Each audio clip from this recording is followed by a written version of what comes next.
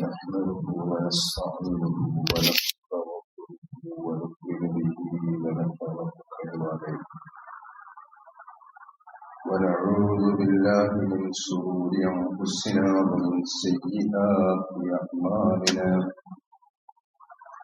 من يهده الله فلا مضل له ومن فلا هادي له أشهد أن لا إله إلا الله وأشهد أن محمدا عبده ورسوله أرسله بالهدى ودين الحق ليظهره على الدين كله ولو كره المشركون اللهم صل على محمد وعلى آل محمد كما صليت على إبراهيم وعلى آل إبراهيم إنك حميد مجيد اللهم بارك على محمد وعلى آل محمد كما باركت على إبراهيم وعلى آل إبراهيم إنك حميد مجيد أما بعد فإن خير الحديث كتاب الله وخير الهدي هدي محمد صلى الله عليه وسلم وشر الأمور محدثاتها وكل محدثة بدعة وكل بدعة ضلالة وكل ضلالة في النار أعوذ بالله من الشيطان الرجيم بسم الله الرحمن الرحيم يا أيها الذين آمنوا اتقوا الله حق تقاته ولا تموتن إلا وأنتم مسلمون يا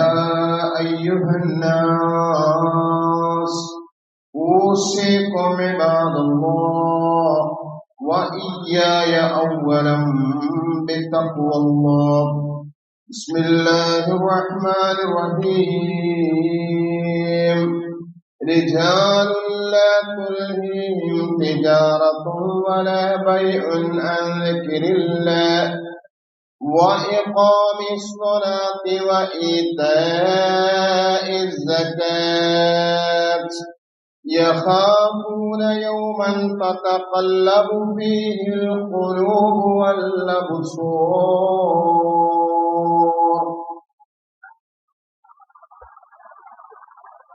സത്യ വിശ്വാസികളെ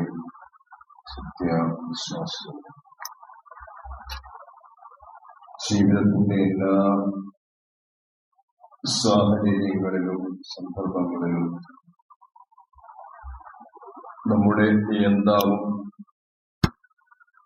നമ്മുടെ സൃഷ്ടാവും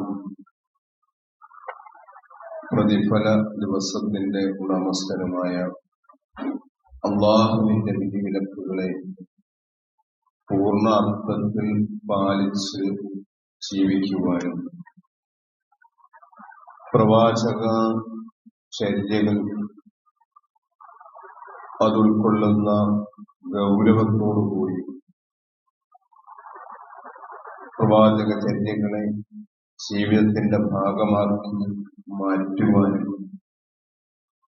പരിശ്രമിക്കണമേ എന്നും എന്നെയും നിങ്ങളെയും വസിയത്ത് ചെയ്യുകയാണ്, ഉപദേശിക്കുകയാണ്. ശക്തമായ ഭാഷയിൽ അല്ലാഹു അതിനെ നമ്മെ ഏവരെയും അനുഗ്രഹിക്കുമാറാകട്ടെ. സത്യവിശ്വാസം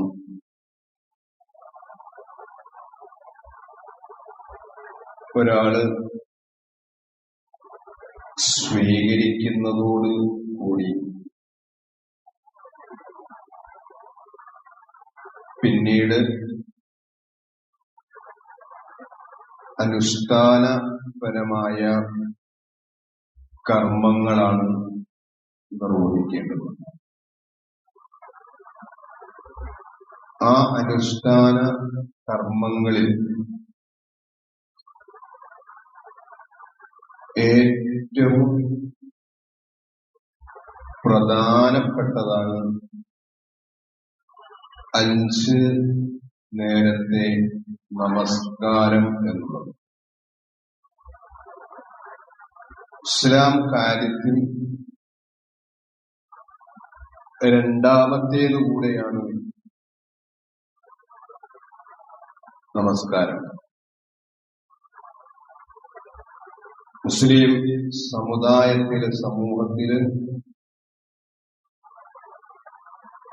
ഇന്ന് നമസ്കരിക്കുന്ന ആളുകളുടെ എണ്ണമൊക്കെ ഒരുപാട് വർദ്ധിച്ചിട്ടുണ്ട്. പണ്ടത്തേതിനെ അപേക്ഷിച്ച് മിക്ക ആളുകളും നമസ്കാരം നിർവഹിക്കുന്നുണ്ട്. എന്നിരുന്നാൽ പോലും 5 നേരത്തെ ജമാഅത്ത് നമസ്കാരങ്ങൾ പള്ളിയിൽ പോയി ജമാഅത്തായിട്ട് നമസ്കരിക്കുന്നില്ല എന്നുള്ളത് ഒരു വസ്തുതയായിട്ട് മാറിയിരിക്കുകയാണ്. ഇസ്ലാം ജമാഅത്ത് നമസ്കരിക്കണം എന്നുള്ള വളരെ കൃത്യമായ നിർദ്ദേശം വിശ്വാസികൾക്ക് നൽകുന്നതായി കാണാൻ സാധിക്കും. ജമാഅത്തായിട്ടാണ് നമസ്കാരങ്ങൾ നിർവഹിക്കേണ്ടുന്നത് എന്ന്. വഅഖീമുസ്സലാത്ത വആതുസ്സകാത്ത വർകഉ മഅറാഖീൻ. ഖുർആനിലെ 2-ാമധ്യായം സൂറ അൽ-ബഖറയുടെ 43-ാമത്തെ വചനത്തിലൂടെ ഖുർആൻ പറയുന്നു, നിങ്ങൾ നമസ്കാരം മുറ പോലെ നിർവഹിക്കുക, സക്കാത്ത് കൊടുക്കുക, റുക്കൂ ചെയ്യുന്നവരോടൊപ്പം നിങ്ങൾ റുക്കൂ ചെയ്യുകയും ചെയ്യുക. ഇവിടെ നമസ്കാരം നിർവഹിക്കണം എന്ന്, അത് നിലനിർത്തി പോരണം എന്ന് ഖുർആൻ നിർദ്ദേശിക്കുന്നതോടൊപ്പം റുക്കൂ ചെയ്യുന്നവരോടൊപ്പം റുക്കൂ ചെയ്യുക എന്ന നിർദ്ദേശം നമസ്കാരങ്ങൾ, ഫർദ് നമസ്കാരങ്ങൾ ജമാഅത്തായിട്ടാണ് നമസ്കരിക്കേണ്ടുന്നത് എന്നതിന്റെ പ്രാധാന്യം നമുക്ക് വ്യക്തമാക്കി തരുന്നുണ്ട്. ഒരുപാട് സംഭവങ്ങൾ, അതിന്റെ പ്രാധാന്യത്തെ സംബന്ധിച്ച് ഒരുപാട് സംഭവങ്ങൾ തന്നെ ഖുർആൻ വിശദീകരിച്ചു. അതില് ഏറ്റവും പ്രധാനപ്പെട്ട ഒന്നാണ് സലാത്തുൽ ഖൗഫ്, യുദ്ധ സമയങ്ങളിൽ നടക്കുന്ന നമസ്കാരം. ഈ യുദ്ധ സമയങ്ങളിൽ നടക്കുന്ന നമസ്കാരം പോലും ജമാഅത്തായിട്ടായിരിക്കണം. അതിന്റെ പ്രാധാന്യത്തെ സംബന്ധിച്ച ഖുർആൻ നമുക്ക് പറയുന്നത്, ഖുർആനിലെ 4-ാം-അധ്യായം, വിശുദ്ധ ഖുർആനിന്റെ 4-ാം-അധ്യായം സൂറത്തുൽ നിസാഇന്റെ 102-ാമത്തെ വചനത്തിലൂടെ അത് വ്യക്തമാക്കുന്നുണ്ട്. പ്രവാചകനോടുള്ള നിർദ്ദേശമാണ്. ശത്രുക്കളുമായിട്ട്, ബഹുദൈവ വിശ്വാസികളുമായിട്ട് ഇസ്ലാമിന്റെ ചിഹ്നങ്ങളെ, ഇസ്ലാമിന്റെ ആദർശത്തെ ബലപ്പെടുത്തുന്നതിനും വിജയം വരിക്കുന്നതിനും വേണ്ടി നേർക്കുനേരെ നടക്കുന്ന ഒരു യുദ്ധം. ആ യുദ്ധത്തിലെ നമസ്കാര സമയമാകുമ്പോ എന്തായിരിക്കണം നിലപാട് എന്നതിനെ സംബന്ധിച്ചാണ് ഖുർആൻ പറയുന്നത്. പ്രവാചകര്, താങ്കള് ആ യുദ്ധ സമയത്തുണ്ടെങ്കിൽ താങ്കൾ അവർക്ക് ജമാഅത്തായിട്ട് നിൽക്കണം. ഒരു വിഭാഗം ആളുകൾ, ആ കൂട്ടത്തിലെ ഒരു വിഭാഗം ആളുകൾ എന്തു ചെയ്യണം? താങ്കളോടൊപ്പം നമസ്കരിച്ചു കൊള്ളട്ടെ. ആ നമസ്കരിക്കുമ്പോ ഒരു റക്അത്ത് കഴിഞ്ഞ് സുജൂദിലേക്ക് കഴിഞ്ഞ് അവരടുത്ത റക്അത്തിലേക്ക് വരുമ്പോ അവര് പിന്നിലോട്ട് മാറിയിട്ട് രണ്ടാമത്തെ സംഘം വന്നിട്ട് അവര് നമസ്കാരം തുടരട്ടെ. ആ ഒരു പ്രഖ്യാപനം അല്ലെ, ഇങ്ങനെ സംഘങ്ങളായിട്ട് ഓരോ റക്അത്തിലും നമസ്കരിക്കുക എന്ന നിർദ്ദേശമാണത് നമുക്ക് ഇസ്ലാം വരച്ച് കാണിക്കുന്നത്. അവിടെ പോലും ജമാഅത്ത് നമസ്കാരം ഒഴിവാക്കിയിട്ട് ഒറ്റയ്ക്ക് നമസ്കരിക്കുക എന്ന് ഒരു നിർദ്ദേശം നൽകുന്നില്ല. ഞാൻ പറഞ്ഞല്ലോ, യുദ്ധത്തിന്റെ അവസരത്തിൽ പോലും ജമാഅത്തായിട്ട് തന്നെ ആയിരിക്കണം ഒരു മുസ്ലിം അവന്റെ നമസ്കാരങ്ങൾ നിർവഹിക്കണം എന്ന് സൂചിപ്പിച്ചത്. എന്തെങ്കിലും ഇളവുണ്ടാകുമായിരുന്നു എങ്കിൽ, എന്തെങ്കിലും ജമാഅത്ത് നമസ്കാരത്തിന് എന്തെങ്കിലും ഇളവ് കൊടുക്കാമായിരുന്നുവെങ്കിൽ തീർച്ചയായിട്ടും പടച്ച തമ്പുരാൻ എന്ത് ചെയ്യുമായിരുന്നു? ഇവിടെ നൽകുമായിരുന്നു എന്ന് നമുക്ക് കാണാൻ സാധിക്കും. അതുകൊണ്ട് നിർഭയത്വത്തിന്റെ നമസ്കാരം ഈ യുദ്ധസമാനമായ അവസ്ഥയിൽ പോലും ജമാഅത്ത് നമസ്കരിക്കണം എന്നുള്ള നിർദ്ദേശമാണ് ഇസ്ലാം വിശ്വാസികൾക്ക് കൊടുക്കുന്നത്. കഴിഞ്ഞില്ല, അഞ്ചുനേരത്തെ നമസ്കാരങ്ങളില് ഹദീസുകൾ നമുക്ക് പരിധി നോക്കുമ്പോ ഒരുപാട് സംഭവങ്ങള് ജമാഅത്ത് നമസ്കാരത്തിന്റെ പ്രാധാന്യം ഊന്നി പറയുന്നതായിട്ട് കാണാൻ സാധിക്കും. മാലിക് ഇബ്നു ഹുവൈരിസ് റളിയല്ലാഹു അൻഹുവിൽ നിന്നും ഉദ്ധരിക്കുന്ന ഒരു ഹദീസിൽ കാണാൻ സാധിക്കും. ആ സഹാബി പറയുകയാണത്, ഞങ്ങള് അതൈതുൻ നബിയ സല്ലല്ലാഹു അലൈഹി വസല്ലം ഫീ നഫരിൻ മിൻ ഖൗമി, എന്റെ ജനതയുമായിട്ട് ഞാൻ എന്ത് ചെയ്തു? പ്രവാചകന്റെ അടുക്കൽ വന്നു. എന്റെ ഒരു സമൂഹവുമായിട്ട് ഞാന് റസൂലുള്ളാഹി സ്വല്ലല്ലാഹു അലൈഹി വസല്ലമിന്റെ അടുത്ത് വന്നു. ഫഅഖംനാ ഇൻദഹു 20 ലൈല, 20 ദിവസം പ്രവാചകനോടൊപ്പം ഞങ്ങൾ താമസിച്ചു. 20 ദിവസം പ്രവാചകന്റെ കൂടെ താമസിച്ചു. വകാന റഹീമൻ, അല്ലാഹുവിന്റെ പ്രവാചകന്റെ സ്വഭാവത്തെ സംബന്ധിച്ച് ഈ ഹുവൈരിസ് റളിയല്ലാഹു അൻഹു നമുക്ക് വിശദീകരിച്ചു തരുകയാണ്. അല്ലാഹുവിന്റെ പ്രവാചകൻ കാരുണ്യമുള്ള പ്രവാചകനായിരുന്നു. വറഫീഖൻ, അതോടൊപ്പം തന്നെ റസൂലുള്ളാഹ് എന്തായിരുന്നു? അങ്ങേയറ്റം ദയാലുവായ പ്രവാചകനായിരുന്നു എന്ന് പറഞ്ഞതിന് ശേഷം അദ്ദേഹം വിശദീകരിക്കുന്നു എന്ത്? ഞങ്ങൾ ഞങ്ങളുടെ വീട്ടിലേക്ക് പോകാൻ അങ്ങനെ ഉദ്ദേശിച്ചു. പ്രവാചകനോട് പോയി അനുവാദം ചോദിച്ചു. 20 ദിവസം ഞങ്ങള് താങ്കളോടൊപ്പം താമസിച്ചല്ലോ, ഇനിയും ഞങ്ങൾ പൊയ്ക്കൊള്ളട്ടെ, ഞങ്ങളുടേതായ നാടുകളിലേക്ക് പോയിക്കൊള്ളട്ടെ എന്ന അനുവാദം അള്ളാഹുവിന്റെ റസൂലിനോട് ഈ സഹാബി ചോദിച്ചപ്പോ അള്ളാന്റെ പ്രവാചകൻ ഉപദേശങ്ങൾ കൊടുത്തു. ചില ഉപദേശങ്ങളാണ് കൊടുത്തത്. എന്താണ്? ഇർജിഉ ഫഖൂലു ഫീഹിം വഅല്ലിമൂഹും. 3-4 ഉപദേശം കൊടുക്കുകയാണ്. അതില് നിങ്ങളൊന്ന് പൊയ്ക്കോളുക, നിങ്ങൾ എന്ത് ചെയ്യുക? നിങ്ങൾ നിങ്ങളുടെ നാട്ടിലേക്ക് തന്നെ പോകാം. പക്ഷെ എന്ത് ചെല്ലണം? വഅല്ലിമൂഹും, നിങ്ങളുടെ നാട്ടിൽ പോയിട്ട് നിങ്ങൾ അവർക്ക് പഠിപ്പിച്ചു കൊടുക്കണം. ഇവിടെ നിന്ന് ലഭിച്ച ആദർശവും ഇവിടെ നിന്ന് ലഭിച്ച ആശയങ്ങളും ഇസ്ലാമിന്റെ മഹത്തരമായ ആദർശങ്ങളെ നിങ്ങളുടെ സുഹൃത്തുക്കളായ ആളുകൾക്ക്, നിങ്ങളുടെ കുടുംബക്കാരായ ആളുകൾക്ക് നിങ്ങൾ എത്തിച്ചു കൊടുക്കണമെന്ന്. വസല്ലു, നിങ്ങൾ നമസ്കരിക്കണം, നിങ്ങൾ നമസ്കാരം നിലനിർത്തുകയും ചെയ്യണം. എന്നിട്ട് റസൂലുള്ളാഹി പഠിപ്പിച്ചത് ഫഇദാ ഹളറത്തിസ് സ്വലാത്തു, നമസ്കാരത്തിന്റെ സമയമായാൽ എന്ത് ചെയ്യണം? ഫല്യുഅദ്ദിൻ ലക്കും അഹദുക്കും, നിങ്ങളിൽ ഒരാള് ബാങ്ക് വിളിക്കണം. നിങ്ങളുടെ കൂട്ടത്തിലുള്ള ഒരാള് ബാങ്ക് വിളിക്കുകയും ഫല്യുഅമ്മകും അക്ബറുക്കും, നിങ്ങളിലുള്ള ഏറ്റവും മുതിർന്ന ആള് ഇമാമ് നിൽക്കുകയും ചെയ്യണം എന്നത് ജമാഅത്ത് നമസ്കാരത്തിന്റെ പ്രാധാന്യത്തെയാണ് വിളിച്ചോതുന്നത്. ഏതൊരു സമൂഹത്തിലായിരുന്നാലും എവിടെ ചെന്നാലും ജമാഅത്ത് നമസ്കാരങ്ങൾക്ക് പ്രാധാന്യം കൊടുത്ത് അതായിരിക്കണം ഒരു സത്യവിശ്വാസി നിർവഹിക്കേണ്ടുന്നത് എന്നുള്ളതാണ് ഈ ഹദീസിലൂടെ നമുക്ക് മനസ്സിലാകുന്നത്. കഴിഞ്ഞില്ല 5 നേരത്തെ നമസ്കാരം പള്ളിയിൽ പോയി നമസ്കരിക്കണം, ഇമാമിനെ തുടർന്ന് നമസ്കരിക്കണം, ജമാഅത്തായിട്ട് നമസ്കരിക്കണം എന്ന് പറയുമ്പോ നമ്മളെ സംബന്ധിച്ചിടത്തോളം നമുക്കൊരുപാട് ന്യായങ്ങൾ ഉണ്ടാകാം. അത്തരത്തിലുള്ള നിരവധി ഉദുറുകള് നമുക്ക് പറയാനുണ്ടാകാം. എന്നാൽ അങ്ങനെ ഉദുറ് പറയുന്ന ആളുകള്, അങ്ങനെ ന്യായങ്ങൾ പറയുന്ന ആളുകള് ഇബ്നു ഉമ്മു മക്തൂം റളിയല്ലാഹു അൻഹുവിന്റെ സംഭവം പഠിക്കണം. അബ്ദുല്ലാഹിബ്നു ഉമ്മു മക്തൂം റളിയല്ലാഹു അൻഹുവിന്റെ സംഭവം പഠിക്കണം. കാരണം ഉമ്മു മക്തൂം റളിയല്ലാഹു അൻഹു അന്ധനായ സഹാബിയായിരുന്നു.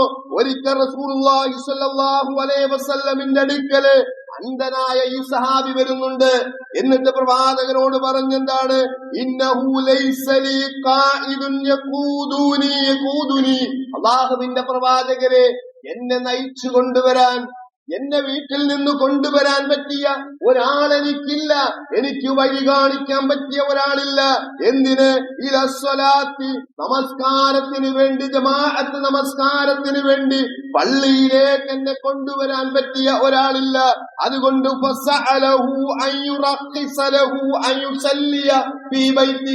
എനിക്കതുകൊണ്ട് എന്ത് വേണം പ്രവാചകരെ? ഒരു ഇളവ് അനുവദിക്കാൻ പറ്റുമോ?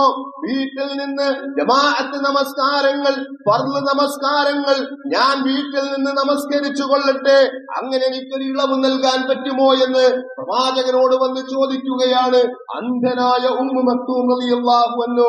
ആ ഉമ്മു മക്തൂം റളിയല്ലാഹു അൻഹുവിനെ പ്രവാചകൻ അദ്ദേഹത്തിന് അനുമതി കൊടുത്തു. ശരി, വീട്ടിൽ നിന്ന് നമസ്കരിച്ചോ. പക്ഷേ എന്താണ്?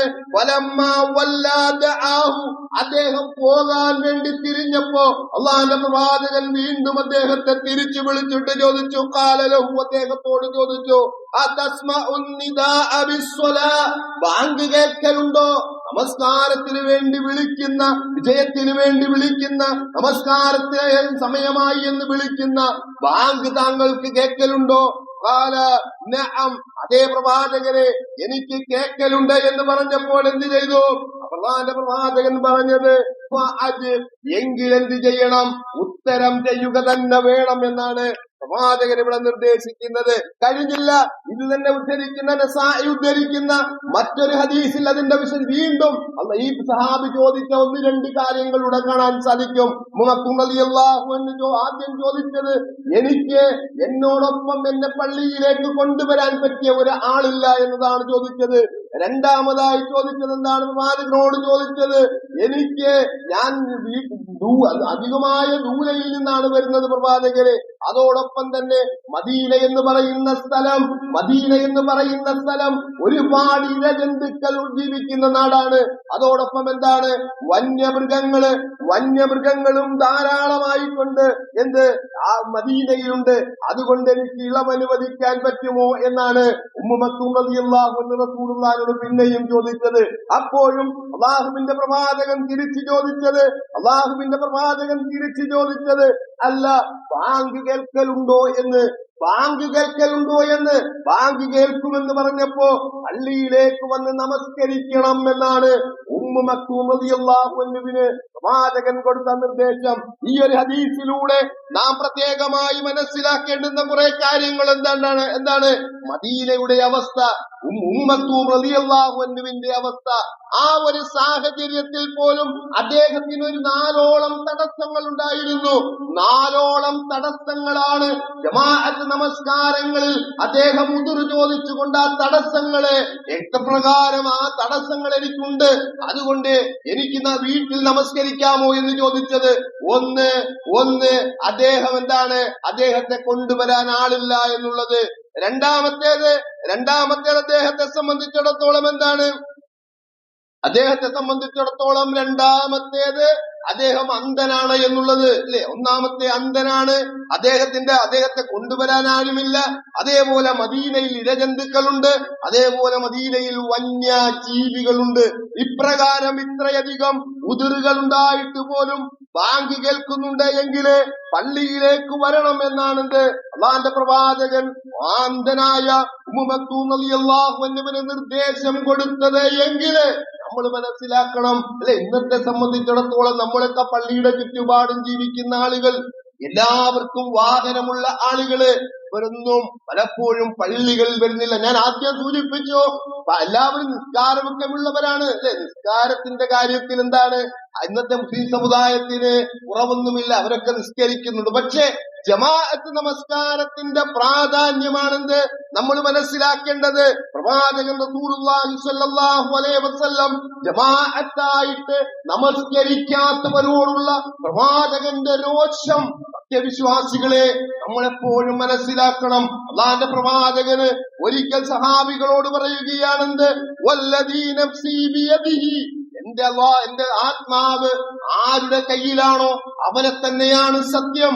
ഞാൻ എന്താണ് ഉദ്ദേശിക്കുന്നത്, ഞാൻ കൽപ്പിക്കാൻ പോവുകയാണ് കുറെ ആളുകളോട്, കുറെ വിറക് കൊണ്ടുവരാൻ വേണ്ടി ഞാൻ കൽപ്പിക്കുന്നു. എന്നിട്ട് എന്ത് ചെയ്യുന്നു, ആ വിറക് കൂട്ടിയിടാൻ കൽപ്പിക്കുന്നു. എന്നിട്ട് ഒരാളോട് ബാങ്ക് കൊടുക്കാൻ പറയുന്നു, ഒരാളോട് ഇമാമ് നിൽക്കാൻ ഞാൻ പ്രഖ്യാപിക്കുന്നു. എന്നിട്ട് നമസ്കരിക്കാത്ത ആളുകളുടെ വീടുകളിലേക്ക് ആ വിറകുമായിട്ട് ഞാൻ കുറെ ആളുകളുമായിട്ട് പോവുകയാണ്. എന്നിട്ട് നമസ്കരിക്കാത്ത വീടുകളുണ്ടെങ്കിൽ അതിനകത്തെ ആളുകളെ സഹിതം എന്ത് ചെയ്യുക, വിറകുകൾ കൂട്ടിയിട്ട് ആ വീടുകൾ കത്തിക്കാൻ ഞാൻ ഉദ്ദേശിക്കുന്നു, അങ്ങനെ എന്റെ മനസ്സിൽ തോന്നുന്നു എന്ന് അള്ളാഹുവിന്റെ പ്രവാചകൻ പറഞ്ഞു. എങ്കില് നമ്മളതിന്റെ പ്രാധാന്യം എന്ത് ചെയ്യണം, മനസ്സിലാക്കേണ്ടതുണ്ട്. കാരണം ഈ സമൂഹത്തിലെ നമസ്കാരത്തിന്റെ, ജമാഅത്ത് നമസ്കാരത്തിന്റെ പ്രാധാന്യം എന്ത് ചെയ്യുക, നമ്മളെപ്പോഴും എന്ത് ചെയ്യണം, മനസ്സിലായിക്കൊണ്ടിരിക്കണം. കാരണം പല തടസ്സവാദങ്ങള് പലപ്പോഴും മുസ്ലിം സമുദായത്തിൽ ഒരുപാട്, ഞാൻ സൂചിപ്പിച്ചല്ലോ, ആളുകൾക്കൊക്കെ ഒരുപാട് തടസ്സങ്ങളുണ്ട് എങ്കിൽ പോലും എന്താണ്, ജമാഅത്ത് നമസ്കാരം ഉതിരില്ലാതെ, ഒരു വ്യക്തമായ കാരണമില്ലാതെ, ശക്തമായ കാരണമില്ലാതെ അതൊരിക്കലും ഒഴിവാക്കുക എന്നുള്ളത് ഭൂഷണമല്ല എന്ന് നമ്മൾ മനസ്സിലാക്കുക. വിശുദ്ധ ഖുർആൻ നമ്മളെ തെര്യപ്പെടുത്തുന്ന, ഉണർത്തുന്ന ഒരു യാഥാർത്ഥ്യം കൂടെയുണ്ട്. എന്താണത്? ഖുർആൻ വിശദീകരിക്കുകയാണ്, ولا بيع عن ذكر الله وإقام الصلاة وإيتاء الزكاة يخافون يوما تتقلب فيه القلوب. ആളുകളെ സംബന്ധിച്ചിടത്തോളം അവരെന്ത് ചെയ്യുന്നില്ല, അവരുടെ കച്ചവടത്തെ സംബന്ധിച്ചിടത്തോളം അവരുടെ കച്ചവടങ്ങള് അവരുടെ നമസ്കാരത്തിൽ നിന്നും അവരെ പിന്തിരിപ്പിക്കുന്നില്ല എന്ന്. അതോടൊപ്പം എന്താണ്, അവരുടെ സക്കാത്ത് നൽകുന്നതിൽ നിന്ന് അവരുടെ ക്രയവിക്രയങ്ങളോ അവരുടെ കച്ചവടങ്ങളോ അവരെ മാറ്റുന്നില്ല എന്നല്ലേ നമ്മൾ പറയുന്നത്. ബിസിനസ് അതല്ല എങ്കിൽ എന്താണ്, തിരക്കുകൾ, നമ്മുടെ ആവശ്യങ്ങൾ നടന്നിട്ട് നമുക്ക് പള്ളിയിൽ പോയി നമസ്കരിക്കാൻ സാധിക്കുന്നില്ല എന്ന പരാതികളും എന്ന ഉതിറുകളും മുന്നോട്ട് വെക്കുമ്പോ നമ്മൾ മനസ്സിലാക്കേണ്ട കാര്യമുണ്ട്. എന്താണ്, സത്യവിശ്വാസികളെ സംബന്ധിച്ചിടത്തോളം ഒരു വിഭാഗം ആളുകളെയാണ് നമുക്ക് ഖുർആൻ പഠിപ്പിച്ചു തരുന്നത്. അവർക്ക് കച്ചവടമുണ്ടായിരുന്നു, അവർക്ക് ബിസിനസ് ഉണ്ടായിരുന്നു. പക്ഷേ അവരെ സംബന്ധിച്ചിടത്തോളം അവരുടെ നമസ്കാരമോ അവർക്ക് സക്കാത്ത് കൊടുക്കുന്ന കാര്യത്തിലോ അവരുടെ ക്രയവിക്രയങ്ങളോ കച്ചവടങ്ങളോ ഒന്നും അവര് ശ്രദ്ധ തിരിച്ചു വിട്ടിരുന്നില്ല എന്ന്. കാരണം എന്താണ്, അവരെ സംബന്ധിച്ച് അവർക്ക് അങ്ങനെയുള്ള ശ്രദ്ധ തിരിച്ചു വിടാതിരിക്കാനുള്ള കാരണം എന്ന് പറയുന്നത്, ഖുർആൻ പറയുന്നത്, അവരുടെ ഹൃദയങ്ങളും കണ്ണുകളും ഒക്കെ ഇളകി മറിയുന്ന ഒരു ദിവസത്തെ സംബന്ധിച്ച ചിന്തയില് അവര് ഭയപ്പെട്ട് ജീവിച്ചു എന്നതുകൊണ്ട് തന്നെ നാളെ പരലോകത്ത് മരണാനന്തര ജീവിതത്തില് മനുഷ്യരെ ഇളക്കി മറിക്കുന്ന ഒരു ദിവസം വരാനുണ്ട് എന്ന ചിന്തയിലായിരുന്നു ആ വിഭാഗം ആളുകള് ജീവിച്ചത് എന്നുള്ളത് കൊണ്ടാണെന്ത് അവരെ സംബന്ധിച്ചിടത്തോളം ആ കൃത്യത പാലിക്കാൻ അവർക്ക് സാധിച്ചത് എന്ന്. നമ്മളൊക്കെ ഒരുപാട് ആളുകള് പള്ളികളുമായിട്ടൊക്കെ ബന്ധപ്പെടുന്നുണ്ട് എങ്കിലും ജമാഅത്ത് നമസ്കാരങ്ങളില് ആളുകളുടെ എണ്ണം വളരെ കുറഞ്ഞാ വരുന്നത്. ജമാഅത്ത് നമസ്കാരങ്ങളിൽ ഒരുപാട് ആളുകളല്ലേ, ജമാഅത്ത് നമസ്കാരത്തിൽ ഇപ്പൊ 3ഉം 4ഉം ആളുകൾ മാത്രമേ ഉള്ളൂ. ഞാൻ സൂചിപ്പിച്ചിട്ടുണ്ട്, സുബൈ നമസ്കാരങ്ങളിലൊക്കെ എന്താണ്, ഒരു നാട്ടിലുള്ള എല്ലാ ആളുകൾക്കും പങ്കെടുക്കാം. കാരണം എല്ലാ ആളുകൾക്കും പങ്കെടുക്കാവുന്ന ഒരു ജമാഅത്ത് എന്ന് പറയുന്ന സുബൈ ജമാഅത്ത് എല്ലാ ആളുകളും നാട്ടിലുണ്ടാകും. കച്ചവടക്കാരും ബിസിനസ്സുകാരും ഉദ്യോഗസ്ഥന്മാരും ഒക്കെ എന്താണ് നാട്ടിലുണ്ടാകുന്ന വീട്ടിലുണ്ടാകുന്ന ഒരു സമയം എന്ന് പറയുന്ന സുബയ്യ. പക്ഷെ സുബൈ ജമാഅത്തിന് ആളുകൾ തീരെ കുറഞ്ഞു പോകുന്നുണ്ട് എങ്കിൽ നമ്മൾ ശ്രദ്ധിക്കണം. കാരണം അല്ലാഹുവിന്റെ അദാബും അല്ലാഹുവിന്റെ ശിക്ഷയും ബാധിക്കാനുള്ള ഏറ്റവും വലിയ കാരണം എന്ന് പറയുന്നത് നമസ്കാരങ്ങൾ ഉപേക്ഷിക്കുക എന്നുള്ളത് കൊണ്ടാണ്. നമസ്കാരങ്ങൾ ഉപേക്ഷിക്കുക എന്നുള്ളത് കൊണ്ടാണ്. പ്രതിഫലങ്ങൾ വാരിക്കൂട്ടാൻ ഉള്ള ഒരു സാഹചര്യമാണെന്ത് ജമാഅത്ത് നമസ്കാരങ്ങൾ. അത് നമ്മൾ ശ്രദ്ധിക്കണം. കാരണം ഓരോ നമസ്കാരത്തിനും എന്താണ് 70 ഇരട്ടി വരെ പ്രതിഫലം. ജമാഅത്ത് നമസ്കാരങ്ങൾ വീട്ടിൽ നിസ്കരിക്കുന്നതിനേക്കാൾ എന്താണ് സ്വലാത്തുൽ ജമാഅത്തി തഫ്ളു സ്വലാത്തുൽ ഫർദി. അല്ലാഹുവിന്റെ റസൂൽ പറയുക എന്താണ് ബി27 ദറജ. ഏതാണ്ട് തനിച്ച് നമസ്കരിക്കുന്നതിനേക്കാൾ ഒറ്റയ്ക്ക് നമസ്കരിക്കുന്നതിനേക്കാൾ എന്താണ് 27 ഇരട്ടി പ്രതിഫലം ലഭിക്കാൻ ജമാഅത്ത് നമസ്കാരങ്ങൾ കാരണമാകും എന്ന് അല്ലാഹുവിന്റെ പ്രവാചകൻ വിശദീകരിച്ചു തരുകയാണ്. അതുകൊണ്ട് ജമാഅത്ത് നമസ്കാരങ്ങളിൽ നമ്മളൊക്കെ എന്താണ് നിശ്ചയമായ ഒരു കാര്യമില്ലാതെ ഒരു കാരണമില്ലാതെ എന്താണ് ഒരിക്കലും എന്ത് ചെയ്യാൻ പാടില്ല, അതിനെ വിടുവിക്കാനോ അതല്ല എങ്കിൽ വീട്ടിൽ നിന്ന് നമസ്കരിക്കാനോ പാടില്ല എന്നതാണ് നമ്മൾ മനസ്സിലാക്കേണ്ട കാര്യം. കാരണം പ്രവാചകൻ പഠിപ്പിച്ചല്ലോ എന്താണ് വൻപിച്ച പ്രതിഫലമാണ്, ഏറ്റവും വലിയ പ്രതിഫലമാണെന്ത് ജമാഅത്ത് നമസ്കാരം. 2 ജമാഅത്ത് നമസ്കാരങ്ങൾ, ഒന്ന് സുബഹിയുടെ ജമാഅത്ത്, അതേപോലെ എന്താണ് ഇശാഇന്റെ ജമാഅത്ത്. ഈ 2 ജമാഅത്ത് നമസ്കാരങ്ങൾക്ക് പറഞ്ഞാൽ അറിയിക്കാൻ പറ്റാത്ത പ്രതിഫലമാണ് എന്നാണ് റസൂലുള്ളാഹി സ്വല്ലല്ലാഹു അലൈഹി വസല്ലം പറഞ്ഞത്. ലൈസ സലാത്തു അക്സറ അലൽ മുനാഫിഖീന മിനൽ ഫജ്രി വൽ ഇശാഇ. 2 നമസ്കാരങ്ങള് ചില ആളുകൾക്ക് വല്ലാത്ത പ്രയാസമുണ്ട് എന്ന്. 2 നമസ്കാരങ്ങൾ നമസ്കരിക്കാൻ, ഒന്ന് ഇശാഇന്റെ ജമാഅത്തും സുബഹിയുടെ ജമാഅത്തും നമസ്കരിക്കാൻ മുനാഫിക്കുകളായ ആളുകൾക്ക് വല്ലാത്ത പ്രയാസമുണ്ട് എന്ന് അല്ലാഹുവിന്റെ പ്രവാചകൻ പഠിപ്പിച്ചിട്ടതിന്റെ പ്രതിഫലം പറയുകയാണെന്ന് വലൗ യഅലമൂന മാ ഫീഹിമാ ലഅതൗഹുമാ വലൗ ഹബൻ. പ്രവാചകൻ പഠിപ്പിക്കുകയാണ് എന്ത് ഇതിന്റെ പ്രതിഫലം. ഈ 2 ജമാഅത്തുകളുടെ പ്രതിഫലം ആരെങ്കിലും അറിഞ്ഞിരുന്നു എങ്കിൽ അവര് നിരങ്ങിക്കൊണ്ടുവന്ന് നിരങ്ങി പള്ളിയിൽ വന്നിട്ട് അവർ ജമാഅത്ത് നമസ്കാരങ്ങളിൽ പങ്കെടുക്കുമായിരുന്നു എന്ന് പ്രവാചകൻ വിശദീകരിക്കുകയാണ്. അപ്പോ അതിന്റെ പ്രതിഫലം നമ്മൾ മനസ്സിലാക്കണം, അതിന്റെ പ്രതിഫലം ഉൾക്കൊള്ളണം. പള്ളികളൊക്കെ വിശാലമാണ്, എല്ലാ സൗകര്യങ്ങളും ഉണ്ട് അല്ലെ. പള്ളികളൊക്കെ പണ്ടത്തേതുപോലെയല്ല, അതൊക്കെ സുന്ദരമാക്കിയിരിക്കുന്നു. പക്ഷേ പള്ളിയിൽ നമസ്കരിക്കാൻ ആളില്ലാത്ത ഒരു അവസ്ഥയിലേക്ക് നീങ്ങിക്കൊണ്ടിരിക്കുന്നു എന്നത് വളരെയധികം പ്രയാസമുണ്ടാക്കുന്ന കാര്യങ്ങളാണ് എന്ന് നമ്മൾ മനസ്സിലാക്കുക. നമ്മുടെ ജീവിതത്തിലും അതേപോലെ ഒരുപാട് പ്രയാസങ്ങളും ബുദ്ധിമുട്ടുകളും ഒക്കെ ഉണ്ടാകാന് ഇതേപോലെയുള്ള നമസ്കാരങ്ങൾ ഉപേക്ഷിക്കലും ജമാഅത്ത് നമസ്കാരങ്ങളെ ഉപേക്ഷിക്കലും ഒക്കെ കാരണമായി തീരും എന്ന് മനസ്സിലാക്കണം. അതിന് കഴിയുന്ന ആളുകളൊക്കെ എന്ത് ചെയ്യുക, ജമാഅത്ത് നമസ്കാരങ്ങൾ കൃത്യമായി പങ്കെടുത്ത് അതിന്റെ പ്രാധാന്യം മനസ്സിലാക്കി പ്രതിഫലം വാങ്ങാൻ സജ്ജരാകുക. അല്ലാഹു അനുഗ്രഹിക്കുമാറാകട്ടെ.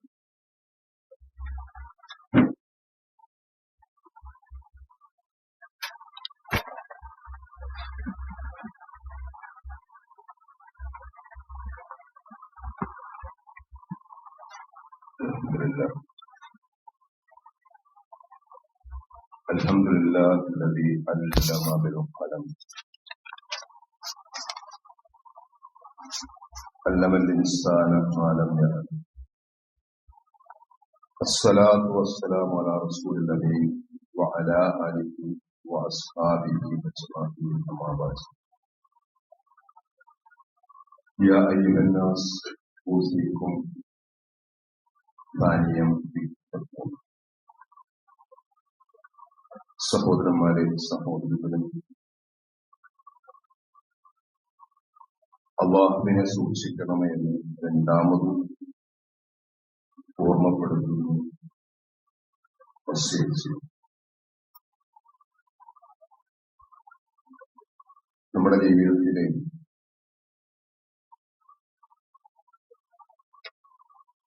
വളരെ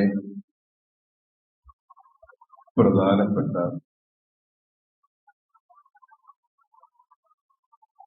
സമയങ്ങളും സന്ദർഭങ്ങളുമൊക്കെയാണ് ഇങ്ങനെ കഴിഞ്ഞിട്ടുണ്ട്. ഒരു കൊല്ലം അവസാനിച്ച് അടുത്ത കൊല്ലത്തിലേക്ക് നമ്മൾ കടക്കാൻ പോവുകയാണ്. കലണ്ടർ മാറ്റം സംഭവിക്കാൻ പോകും. 2026 പ്രവേശിക്കും. 2025 നമ്മളോടൊപ്പം അതിനെ സ്വീകരിക്കാൻ ഉണ്ടായിരുന്ന പല ആളുകളും 2026 നമ്മളോടൊപ്പം ഇല്ല. 2026 കടക്കുന്ന നമ്മൾ ഇനിയും 2027 നമ്മളിൽ ആരൊക്കെ ഉണ്ടാകും എന്ന് പറയാനുണ്ട്. സത്യവിശ്വാസികളെ സംബന്ധിച്ച് അവരുടെ ഓരോ സമയവും വളരെ വിലപ്പെട്ടതാണ് എന്ന് മനസ്സിലാക്കണം. നമ്മളെന്താണ്, അത് ഏറ്റവും വിലപ്പെട്ടതാണ്, കളയാനുള്ളതല്ല.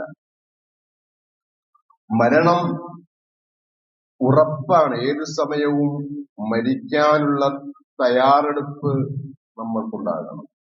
കുല്ലു നഫ്സിൻ ദാഇഖത്തുൽ മൗത്ത്, എല്ലാ ആത്മാവും മരണം ആസ്വദിക്കുക തന്നെ ചെയ്യുമെന്ന്. നിങ്ങൾക്കുള്ള പ്രതിഫലം നൽകപ്പെടുന്നത് പരലോകത്ത് വെച്ചായിരിക്കുന്നത്.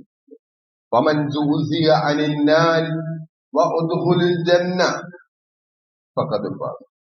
നരകത്തിൽ നിന്നും മാറ്റി നിർത്തപ്പെടുക, സ്വർഗത്തിലേക്ക് അടുപ്പിക്കപ്പെടുക, അങ്ങനെ ആരെക്കെങ്കിലും ഭാഗ്യമുണ്ടാകുന്നുണ്ടെങ്കിൽ അവരാണ് ഏറ്റവും മഹത്തായ ഭാഗ്യത്തിന് ഉടമകളെന്നാണ് ഖുർആൻ പറയുന്നത്.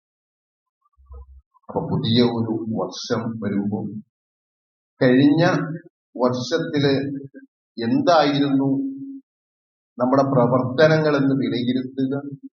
അടുത്ത ഒരു വർഷത്തേക്ക് നമ്മൾ എന്താകണം, സമയം കളയാനില്ല എന്ന ചിന്തയായിരിക്കണം നമുക്ക് എപ്പോഴും ഉണ്ടായിരിക്കേണ്ടത്. എപ്പോഴും അതായിരിക്കും. ഞാൻ സൂചിപ്പിച്ചില്ല, നമസ്കാരങ്ങളൊന്നും ഒഴിവാക്കരുത്. ഫർള് നമസ്കാരങ്ങളൊക്കെ വളരെ കൃത്യമായിട്ട് ജമാഅത്തായിട്ട് തന്നെ നമസ്കരിക്കുവാൻ നമ്മൾ തയ്യാറാകുക. എത്രയോ ആളുകളാണ് ഉപേക്ഷിക്കുന്നത്. ചന്ദനക്കുടം നടന്നുകൊണ്ടിരിക്കുകയാണ് നമ്മുടെ നാട്ടില്. ഇതില് ഒരു 12 മണിക്ക് ശേഷം ചങ്ങനാശ്ശേരിയുടെ കടന്നു പോയപ്പോ എത്രയോ ആളുകൾ പള്ളിക്കകത്ത് നിന്ന് പാട്ടും, മുസ്ലിം പുരുഷന്മാരും സ്ത്രീകളും ഒക്കെ റോഡുകളിലൂടെ നടക്കുന്നു. അന്യ സ്ത്രീകളും പുരുഷന്മാരും ഒക്കെ ഉണ്ട്. ഇവരൊക്കെ എപ്പോഴാണ് നമസ്കരിക്കുന്നത്? ഏതായാലും ഷാഹിന്റെ ജമാഅത്തും കഴിഞ്ഞു, അതിന്റെ സമയവും കഴിഞ്ഞു. അപ്പൊ ഇത്തരത്തില് നമസ്കാരം പോലും ഉപേക്ഷിച്ചുകൊണ്ടുള്ള ഒരുപാട് പ്രകടനങ്ങൾ മുസ്ലിം സമൂഹത്തിൽ നടന്നുകൊണ്ടിരിക്കുകയാണ്. ഒരുപാട് ഇസ്ലാമിക, കഴിഞ്ഞ സൂചിപ്പിച്ച ഇസ്ലാമികമല്ലാത്ത ഒരുപാട് ആഘോഷങ്ങളിലേക്ക് കടന്നിരിക്കുന്നു.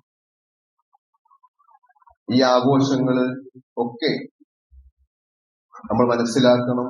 നാളെ പരലോകത്ത് അല്ലാഹുവിന്റെ കോടതിയിൽ നമുക്കെതിരായിട്ട് സാക്ഷി പറയപ്പെടുക. ഇസ്ലാമുമായിട്ട് ഒരു ബന്ധവുമില്ലല്ലോ.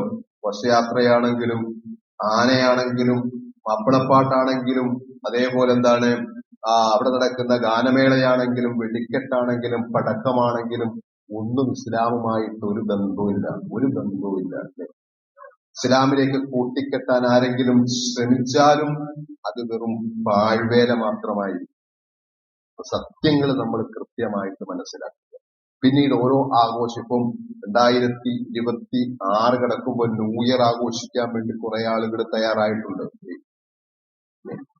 1-ാം തീയതി ആകുമ്പോഴത്തേന് കേരളത്തിൽ വിറ്റ കള്ളിന്റെ മദ്യത്തിന്റെ കണക്കാ വരാൻ പോകുന്നത്. മലയാളി കുടിച്ചു തീർത്ത മദ്യത്തിന്റെ കണക്ക് അതാ വരാൻ പോകുന്നത്. വിശ്വാസികൾ എപ്പോഴും അവർക്ക് ഞാൻ പറഞ്ഞു 2 ആഘോഷങ്ങളേ ഉള്ളൂ.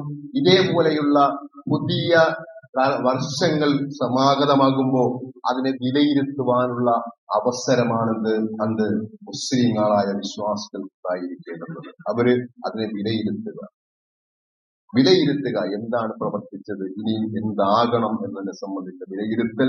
മരണത്തെക്കുറിച്ചുള്ള ഓർമ്മ, മലിനത്തെക്കുറിച്ചുള്ള ഓർമ്മ എപ്പോഴും ഉണ്ടായിരിക്കണം. കാരണം ഏത് സമയവും മരിക്കും എന്ന ചിന്തയായിരിക്കണം ഉണ്ടാകേണ്ടത്. അതിനുശേഷം ലഭിക്കുന്ന സ്വർഗത്തെക്കുറിച്ചുള്ള ചിന്തയും അതിനുവേണ്ടി നമ്മുടെ അധ്വാനങ്ങൾ സ്വരുക്കൂട്ടുക എന്നതാണ് നമുക്കുണ്ടായിരിക്കേണ്ടത്. ഒരുപാട് ആളുകൾ പോലീസ് സ്റ്റേഷനിൽ പിടിക്കപ്പെടും. മദ്യവും അതേപോലെ മയക്കുമരുന്നുകളുമായിട്ടൊക്കെ ഒരുപാട് ആളുകളെ പിടിക്കപ്പെടും. ന്യൂ ഇയറിന് വേണ്ടി കരുതി കൂട്ടിവെച്ച ഒരുപാട് മദ്യവും മയക്കുമരുന്നും ഒക്കെ ഒരുപാട് പേരുകൾ വരാം. അതില് മാപ്പിളമാരായ മുസ്ലിങ്ങളുടെ പേരുമുണ്ടാകും, മുസ്ലിങ്ങളായ കുട്ടികളുടെ പേരും ഒക്കെ ഉണ്ടാകാം. നമ്മുടെ കുട്ടികളെയും നമ്മുടെ യുവാക്കളെയും ഒക്കെ ശ്രദ്ധിക്കുക. പ്രിയപ്പെട്ട എന്റെ മുമ്പിലിരിക്കുന്നത് ഭൂരിപക്ഷവും യുവാക്കളാണ്. നിങ്ങളിൽ വലിയ പ്രതീക്ഷയാണ് ഇസ്ലാമിനുള്ളത് അല്ലെ? ഇതേപോലെയുള്ള ആഘോഷങ്ങളിൽ പങ്കെടുത്ത് നമ്മുടെ യുവത്വവും നമ്മുടെ അധ്വാനവും നമ്മുടെ വിശ്വാസവും നമ്മൾ ഇല്ലാതാക്കി കളയരുത്. ഇസ്ലാമികമായ ചിന്തയോടുകൂടി ജീവിക്കുക. ആഘോഷങ്ങള് 2026 അടുത്ത കൊല്ലം 2027 അവിടെയൊക്കെ നമ്മൾ സ്വീകരിക്കേണ്ടുന്ന നിലപാട്, നമ്മുടെ വിശ്വാസം, നമ്മുടെ ആദർശം അടിയുറച്ച് നമ്മൾ വിശ്വസിക്കുക. അനിസ്ലാമികമായ ഒരു ആഘോഷങ്ങളിലും പങ്കെടുക്കാതെ ഇരിക്കുക എന്നുള്ളതാണ് പ്രിയപ്പെട്ട യുവാക്കളെ നമ്മൾ ചെയ്യേണ്ടത്, ആലോചിക്കേണ്ടതും ചിന്തിക്കുകയും ചെയ്യേണ്ടത് എന്ന് പ്രത്യേകം ഉണർത്തുകയാണ്. അള്ളാഹു നല്ല നിലയിൽ ജീവിക്കുവാനും ഇസ്ലാമികമായ ചിന്തയോടുകൂടി ജീവിക്കുകയും ചെയ്യുന്നവരുടെ കൂട്ടത്തിൽ അള്ളാഹു നമ്മെ ഏവരെയും ഉൾപ്പെടുത്തി അനുഗ്രഹിക്കുമാറാകട്ടെ. നമസ്കാരം വളരെ കൃത്യമായിട്ട് നിർവഹിക്കുന്നവരുടെ കൂട്ടത്തിൽ അള്ളാഹു ഉൾപ്പെടുത്തുമാറാകട്ടെ. 1-2 കാര്യങ്ങൾ സൂചിപ്പിക്കുന്നു. ഒന്ന്, നമ്മുടെ പള്ളി പരിപാലന ഫണ്ടാണ്. കഴിഞ്ഞ എല്ലാ ആഴ്ചയും നമ്മൾ പറയുന്നതാണ്. പള്ളിയുടെ പരിപാലനങ്ങൾ നടക്കുന്നത് നിങ്ങളെ പോലെയുള്ള ആളുകളിൽ നിന്ന് ലഭിക്കുന്ന, വെള്ളിയാഴ്ചകളിൽ നിന്ന് ലഭിക്കുന്ന ബക്കറ്റ് കളക്ഷനിലൂടെയാണ് എന്നത് നമുക്കറിയാം. അതുകൊണ്ട് കാര്യമായിട്ട് സഹകരിക്കുക. മറ്റൊന്ന്, നമ്മുടെ ഒരു സഹോദരൻ സെയ്ദ് എന്ന് പറയുന്ന സഹോദരന് മധുരയിലെ BP കൂടി അവിടെ ഹോസ്പിറ്റലിൽ വെന്റിലേറ്ററിൽ കിടക്കുകയാണ് ഒരാഴ്ചയോളമായി. കഴിഞ്ഞ ആഴ്ചയിൽ നമ്മൾ ഇവിടെ സൂചിപ്പിച്ചിട്ടുണ്ടായിരുന്നു. അദ്ദേഹത്തിന് എല്ലാവിധമായ സുഖവും സൗഖ്യം ലഭിക്കുന്നതിന് വേണ്ടി എല്ലാവരും ആത്മാർത്ഥമായിട്ട് പ്രാർത്ഥിക്കണം എന്ന് ഓർമ്മപ്പെടുത്തുകയാണ്. അള്ളാഹു ഈ സഹോദരന് എന്ന് പറയുന്ന നമ്മുടെ സഹോദരന് അള്ളാഹു സുഖവും സൗഖ്യവും അള്ളാഹു പ്രദാനം ചെയ്യുമാറാകട്ടെ. ഇപ്പോൾ നിലനിൽക്കുന്ന അദ്ദേഹത്തിന്റെ ആരോഗ്യസ്ഥിതി മെച്ചപ്പെടുകയും പഴയതുപോലെ തന്നെ ആരോഗ്യത്തോടുകൂടി തിരിച്ചു വരാനും നമ്മളിൽ ഒരാളായിട്ട് നമ്മളോടൊപ്പം ഇരിക്കുന്നതിനുമുള്ള എല്ലാ സൗഭാഗ്യങ്ങളും അള്ളാഹു പ്രദാനം ചെയ്യുമാറാകട്ടെ. അതോടൊപ്പം നമ്മുടെ പ്രവർത്തകയായ ഒരു സഹോദരിയും രോഗാവസ്ഥയിലാണ് അല്ലെ. അവര് മെഡിക്കൽ കോളേജില് റിസൾട്ട് കാത്ത് നിൽക്കുന്നുണ്ട്, ഡോക്ടറെ കാണുന്നതിന് വേണ്ടി നിൽക്കുന്നുണ്ട്. അപ്പൊ അവർക്ക് വേണ്ടിയും പ്രാർത്ഥിക്കണം എന്ന് പ്രത്യേകം ഉണർത്തിയിട്ടുണ്ട്. അള്ളാഹു അവർക്കും എല്ലാവിധമായ സുഖവും സൗഖ്യവും പ്രദാനം ചെയ്യുമാറാകട്ടെ. അവരില് ഡോക്ടർമാർ പറഞ്ഞ ആ രോഗത്തിൽ നിന്നുള്ള വിമുക്തി അള്ളാഹു നൽകുമാർ. കാരണം അള്ളാഹുവാണത് രോഗം നൽകുന്നവനും അതിനെ മാറ്റുന്നവനും. അള്ളാഹുവിന് കഴിവുണ്ട്. പടച്ച തമ്പുരാൻ എല്ലാ രോഗങ്ങളെയും അള്ളാഹു ശമിപ്പിക്കുമാറാകട്ടെ. അതേപോലെ ഒരുപാട് സഹോദരന്മാര് മാതാപിതാക്കൾക്ക് വേണ്ടി പ്രാർത്ഥിക്കണം. അവരൊക്കെ രോഗിയാണെന്ന് പറഞ്ഞിട്ടുണ്ട്. അപ്പൊ എല്ലാ മാതാപിതാക്കൾക്കും രോഗിയായ നമ്മുടെയൊക്കെ മാതാപിതാക്കൾക്ക് അള്ളാഹു സൗഖ്യം, സുഖം അള്ളാഹു പ്രദാനം ചെയ്യുമാറാകട്ടെ. പൂർണ്ണമായ ആരോഗ്യം അള്ളാഹു പ്രദാനം ചെയ്യുമാറാകട്ടെ. അതോടൊപ്പം കഴിഞ്ഞ ഖുതുബയില് നമ്മുടെ നാട്ടിലെ 2-3 കുട്ടികള് സുഖമില്ലാതെ ഉണ്ട് നമ്മൾ സൂചിപ്പിച്ചായിരുന്നു. സുഖമില്ലാതെ അവര് മജ്ജ മാറ്റിവെക്കല് ഓപ്പറേഷനുമായി ബന്ധപ്പെട്ട് സോഷ്യൽ മീഡിയയിലൊക്കെ ഫിറോസ് കുന്നുംപുറമൊക്കെ പോസ്റ്റ് ഇട്ട് അവർക്ക് ആവശ്യമായ പണം എന്തായാലും അതിലധികം പണം തന്നെ ഒരു ദിവസം കൊണ്ട് തന്നെ ലഭിച്ചിട്ടുണ്ട്. നമ്മുടെ മദ്രസയിൽ പഠിക്കുന്ന കുട്ടികളെന്ന നിലയ്ക്ക് നമുക്ക് അവരെ സഹായിക്കേണ്ടതുണ്ട്. കഴിഞ്ഞ കുട്ടികളെ നമ്മൾ സൂചിപ്പിച്ചിരുന്നു. ആരെങ്കിലുമൊക്കെ കൊണ്ടുവന്നിട്ടുണ്ടെങ്കിൽ അത് നമ്മുടെ സെക്രട്ടറി ഫസൽ സാഹിബിനെ ഏൽപ്പിക്കണം എന്നുകൂടെ ഓർമ്മപ്പെടുത്തുന്നു. നമ്മുടെ അൽമലാറിന്റെ കലണ്ടർ ഉണ്ട്, കുറച്ചുകൂടെ തീരാനുണ്ട്. ആരെങ്കിലും ഇനിയും വാങ്ങാനുണ്ടെങ്കിൽ ഞാൻ കഴിഞ്ഞ കുട്ടികളെ സൂചിപ്പിച്ചതാണ്. നമ്മുടെയൊക്കെ വീടുകളിൽ ഒരു അൽമനാർ കലണ്ടർ ഉണ്ടാകണം നിർബന്ധമായിട്ട്. ആ നിർബന്ധ ബുദ്ധിയോടുകൂടി നമ്മൾ എന്ത് ചെയ്യുക, വാങ്ങുക. ആ നിർബന്ധമായ ഒരവസ്ഥയാണ് എന്ന് മനസ്സിലാക്കിക്കൊണ്ട് തന്നെ ഓരോരുത്തരും അത് വാങ്ങേണ്ടതാണ്. അതോടൊപ്പം പ്രയാസങ്ങളും മർദ്ദനങ്ങളും പീഡനങ്ങളും യുദ്ധക്കരയിൽ വന്നിരിക്കുന്ന പലസ്തീൻ പോലെയുള്ള രാജ്യങ്ങളും അള്ളാഹു അവർക്കൊക്കെ സൗഖ്യവും വിജയവും സമാശ്വാസവും അള്ളാഹു നൽകുമാറാകട്ടെ. അള്ളാഹു മൗഫുൽ മുഅ്മിനീന വൽ മുഅ്മിനാത്ത് والمسلمين والمسلمات والأحياء منهم والأموات ربنا تقبل منا دعاءنا إنك أنت السميع العليم وتب علينا إنك أنت التواب الرحيم اللهم اجرنا من النار اللهم اجرنا من النار اللهم اجرنا من النار ربنا آتنا في الدنيا حسنة وفي الآخرة حسنة وقنا عذاب النار آمين برحمتك يا أرحم الراحمين.